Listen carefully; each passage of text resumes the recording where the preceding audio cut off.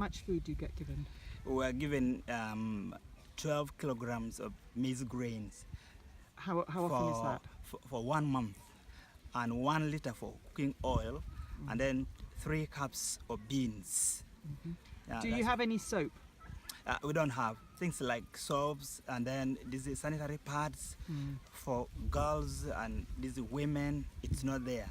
They don't give us even salt. They don't give. Hello, Wani. It's good to see you again. Circumstances are a bit different. Would you tell me what's going on now? Yeah, well, I'm in Morobi refugee camp. We initiated a preschool running from age 3, 4, and 5 up to 6. We have lots of challenges that the school is facing. Things like teaching and non-teaching materials that couldn't afford as a refugee, and especially our kids don't have some play materials, and we are praying that one time God will provide these playing materials for us, and we'll keep programs in the school running as usual. Hello, could you tell me who you are? I'm Gire Jacqueline. And what is your job? I'm working with Cress as a pharmacist. And I believe that Cress has sent you on a training course. Could you tell us what that was? That course, it was a course for RAMs. That means reusable menstrual pads. Yes. And why is this so important to you? It is so important because we find that with the reusable menstrual pads, we help our young girls who cannot afford buying, or their parents are poor, by making these reusable menstrual pads from old or new materials, and they can use them over and over than buying these disposal ones. Okay. I believe that you and Jessica have just been running a course. Could you tell us how many it was for and who you were helping, training? Okay, we trained an amount of, let me say, number of 102 pupils, including 4 secondary girls.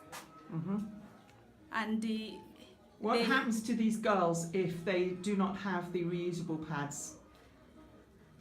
I think they were like they can others are using the newspapers to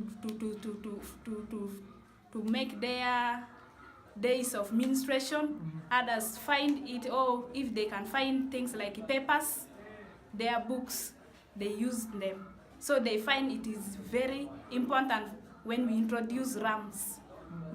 What happens to them at school if they do not have a reusable pad? Do they stay in school? What happens to them? I think they just stay home for the days where they are in their menstruation days. They tend to stay at home for the whole of those. If it is taking like 5 days, they miss class for those 5 days.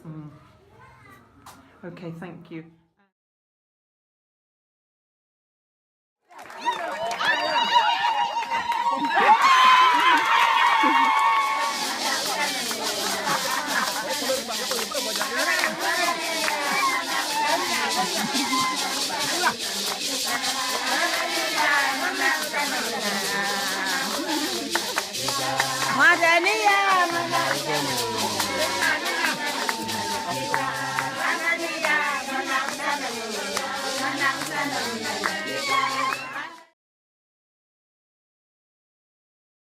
This is Patrick. He's a refugee from South Sudan. He's 23 years old and he lives in Bellarmine refugee camp, and I've come here to meet him today. This is his home, and this is a place where some people sleep, and they've just cobbled together with plastic sheeting and made some kind of home, and it's just this and this is their total accommodation. So it's very limited.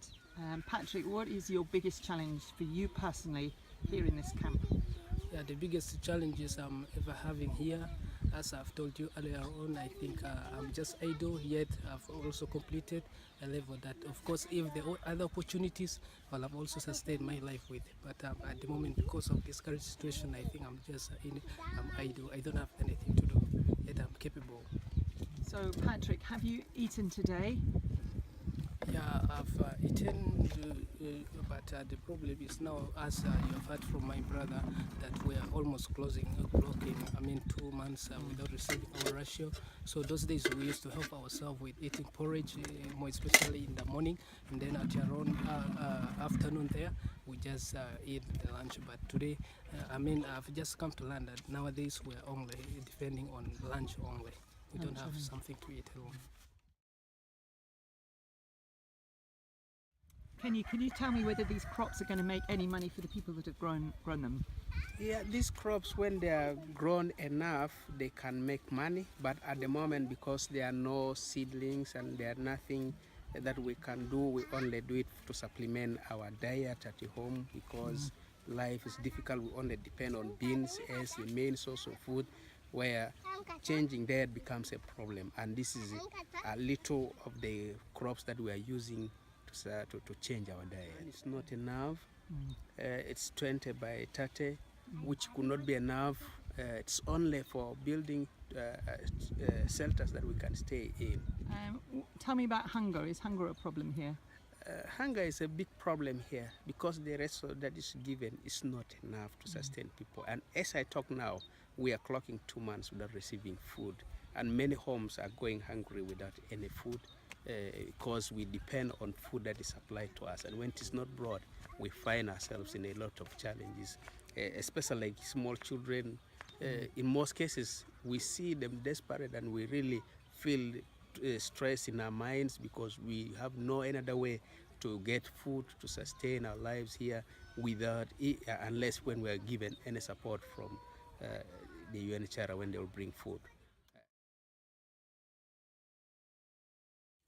This is Pastor Elias. I've met him this morning, and he's in charge of this zone. He's a pastor in charge of this zone, and I'm going to ask him, have you got people who are hungry, and are you able to help them in any way? Yeah, we have so many people who are really hungry, because as we talk now, there's nothing in the houses, and most of the people, especially those vulnerable people, there are really many. Those who are pregnant, it's true that they can't work.